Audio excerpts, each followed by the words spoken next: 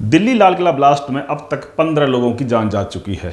पूरे मामले की जांच चल रही है। जांच एजेंसियों ने एक बड़े आतंकी मॉड्यूल का खुलासा किया। पता चला कि इस मॉड्यूल में पढ़े लिखे लोग जो कि डॉक्टर थे, देश के खिलाफ बड़ी साजिश रच रहे थे। जम्मू कश्मीर से इस पूरे मामले का खुलासा हुआ और इसी जांच के बीच पीडीपी चीफ महबूबा मुफ्ती ने जो बयान दिया है उस पर सभी को गौर करना चाहिए। पीडीपी चीफ और जम्मू कश्मीर की पूर्व मुख्यमंत्री महबूबा मुफ्ती ने कहा, कश्मीर की परेशानी लाल किले के सामने गूंज रही है। हर चीज के लिए पीएसए, हर चीज के लिए यूएपीए, ये जो दहशत का माहौल आपने बनाया, आपने दुनिया को बोला कश्मीर में सब ठीक हो गया, मगर अब देखिए कश्मीर का मुसीबत जो हमारी थी वो परसों रेड फोर्ट लाल किले के सामने बोल पड़ी। आपने वादा किया था कि आप जम्मू कश्मीर को सेफ बनाओगे, मगर आपने यहाँ की सेफ्टी तो दूर की बात है, आपने तो दिल्ली को भी अनसेफ कर दिया अपनी पॉलिसी से। आपको सोचना पड़ेगा। मुझे नहीं मालूम दिल्ली में ऐसे कितने लोग हैं, इस सरकार में ऐसे कितने लोग हैं जो संजीदगी से नेशनलिस्ट हैं। पीडीपी चीफ देश के खिलाफ आतंक की साजिश पर महबूबा मुफ्ती का बयान ये दिखाता है कि कैसे घाटी में आतंक को पनाह मिलती है और इसी का नतीजा है कि आज देश आतंकवाद से पीड़ित है। यह एक बहुत ही ज्यादा मुझे लगता है विषाक्त बयान है और कश्मीर में युवाओं को भड़काने वाला बयान इस तरीके का इन्होंने दिया है।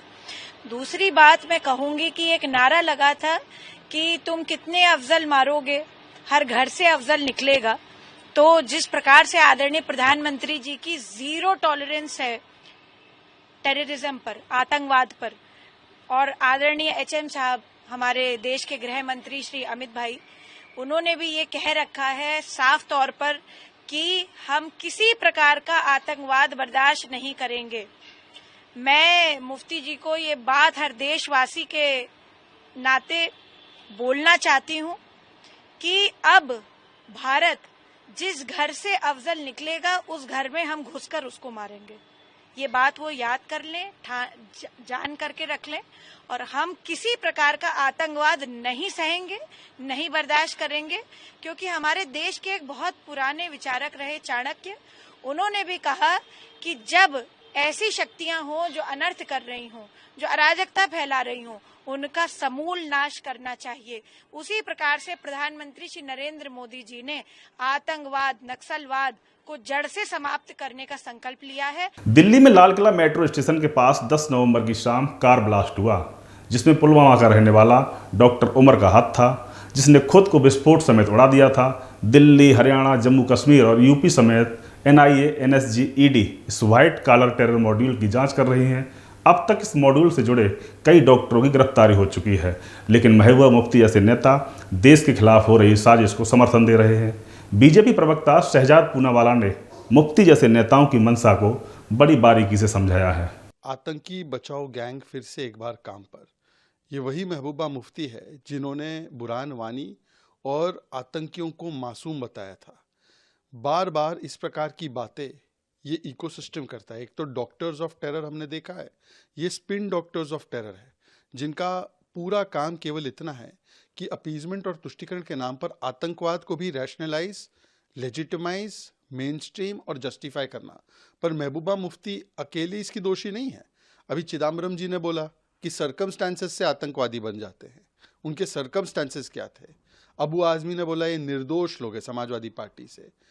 तारिक अनवर हो, हुसैन दलवाई हो, कांग्रेस के नेता हो, उन्होंने भी इस प्रकार से कवर फायर दिया है आतंकियों को। ये वही जमात है जिसने याकूब मेमन की, अफजल गुरु की, बुरहान वानी की, बाटला हाउस एनकाउंटर के टेररिस्ट की, सिमी की पैरवी लगातार की है। नक्सलियों को भी शहीद बोलते थे। देश में जब भी कोई आतंकी हमला होता है, सरकार के विरोध के नाम पर कई नेता आतंकियों के साथ खड़े नजर आते हैं।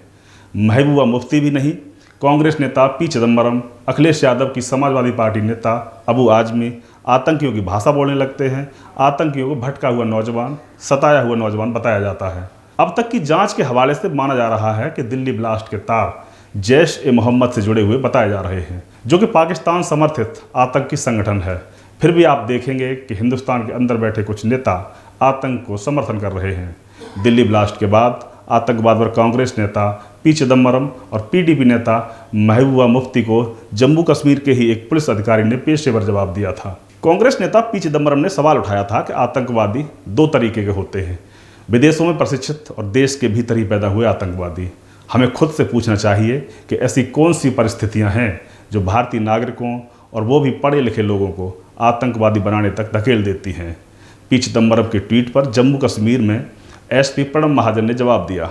एक्स पर चिदम्बरम को टैग कर लिखा, पूरे आदर के साथ कहना चाहूँगा कि जब जब इस तरह की बहस होती है हम एक रक्षात्मक लहजे में चले जाते हैं, जैसे कि जब भी कोई भारतीय नागरिक अपराध या आतंक की राह पकड़ता है तो उसकी गलती नहीं बल्कि हमारे महान देश या उस सिस्टम की गलती है। मानो देश ने उसके साथ अन्याय किया हो। यही अपराध बोध वाला नैरेटिव हमारी सबसे बड़ी कमजोरी बन गया है। आगे लिखा कि आतंकियों में पाई जाने वाली यह प्रवृत्ति केवल भारत तक सीमित नहीं है। दुनिया के हर कोने में, मिडिल ईस्ट से लेकर यूरोप और अमेरिका तक कई शिक्षित और संपन्न लोग आतंक की राह पर चले हैं। ओसामा बिन लादेन से लेकर लंदन और ब्रसेल्स के हमलावरों तक वे न तो गरीबी के शिकार थे न अपेक्षा के, वे जहरीली विचारधाराओं और मजहबी ब्रेन वॉश के शिकार थे। अब आप खुद सोचिए कि देश के अंदर फैले डॉक्टर मॉड्यूल में सभी पढ़े लिखे पेशेवर डॉक्टर हैं। ये कौन सी परिस्थिति है जो इसके सताए हुए लोग हैं? ये इस पूरे मामले पर आप अपनी राय रख सकते हैं और कमेंट बॉक्स में हमें कमेंट कर लिख सकते हैं। देखते रहिए न्यूज़ वॉच इंडिया।